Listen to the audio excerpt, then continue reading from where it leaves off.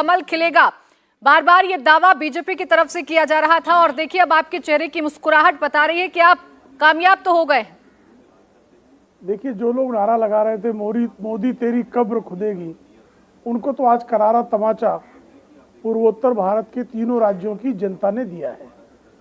जो लोग बारंबार जो है आदरणीय नरेंद्र मोदी जी के लिए अपशब्दों का प्रयोग कर रहे थे, उनके लिए अपमानजनक शब्दों का प्रयोग कर रहे थे, उनके लिए दुर्भावनाएं प्रसारित कर रहे थे, उनको करारा जवाब मिला है कि आदरणीय नरेंद्र मोदी जी विकास की राजनीति करते हैं।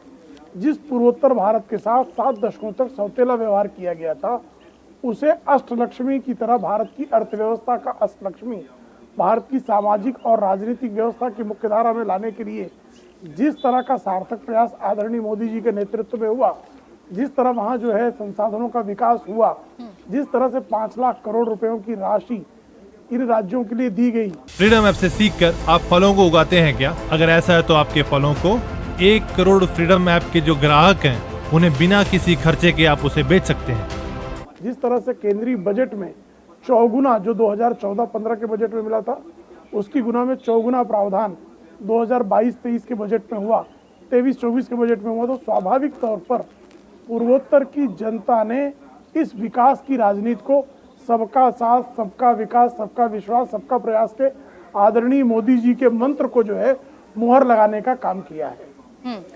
बिल्कुल, देखिए ये नतीजे इस तरफ इशारा कर रहे हैं और जाहिर सी बात है कि अब बीजेपी के पास ये मौका है कि अपनी उपलब्धियां गिनाएं। लेकिन महिमा सिंह जी, ये जो नतीजे सामने आए हैं ये तो कांग्रेस के लिए चिंता बढ़ाने वाले नतीजे हैं, माथे पर शिकन लाने वाले नतीजे हैं। कमल तो खिल गया लेकिन हाथ तो बहुत पीछे छूट गया है इन चुनावों में। प्राची जी, दिल नाउम्मीद ही सही, क्षमा कीजिएगा, दिल नाउम्मीद तो नहीं, नाकाम ही तो है, लंबी है गम की शाम मगर शाम ही तो है। ये पंक्तियाँ याद आ रही हैं मुझे। और मैं ये कहना चाहूँगी कि शिकन की बात इसलिए नहीं है क्योंकि ये जो लड़ाई है हम ये जानते हैं कि इसकी गहनता क्या है, इस लड़ाई के अंदर किस किस तरह के अस्त्रों और शस्त्रों का इस्तेमाल किया जा रहा है।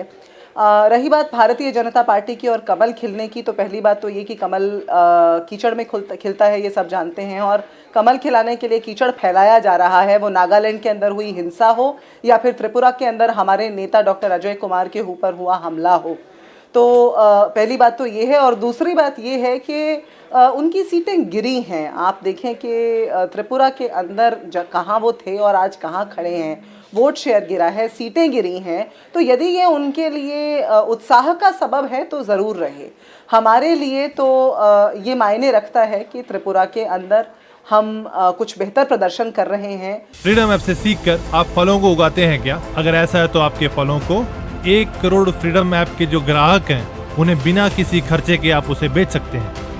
लोकतंत्र के ऊपर जो आघात भाजपा लगातार कर रही है, संविधान के ऊपर कर रही है, नागा पॉलिटिकल इशू का जिक्र तक किए बिना नागालैंड के अंदर चुनाव लड़ रही है। अभी मैं भाजपा के प्रवक्ता को सुन रही थी, वो बात कर रहे थे कि सौतेला व्यवहार किया गया नॉर्थ ईस्ट के साथ। मैं ये दुरुस्त करना चाहूँगी कि वो पार्टी जिसने पहली बार उच्चतम स्तर के ऊपर वार्तालाप की नागालैंड के अंदर अंडरग्राउंड्स के साथ, वो कांग्रेस पार्टी थी। राजीव गांधी जी ने वहां जाकर, वहां रहकर बात की और उसके बाद भी लगातार, चाहे वो प्रधानमंत्री पीवी नरसिम्हा राव रहे हों या डॉक्टर मनमोहन सिंह के समय तक, शिलोंग अकॉर्ड के ऊपर और फिर नागा पॉलिटिकल इशू के ऊपर लगातार दो तरफा संवाद जैसा होना चाहिए वैसा होता रहा, एक तरफा मन की बात नहीं हुई।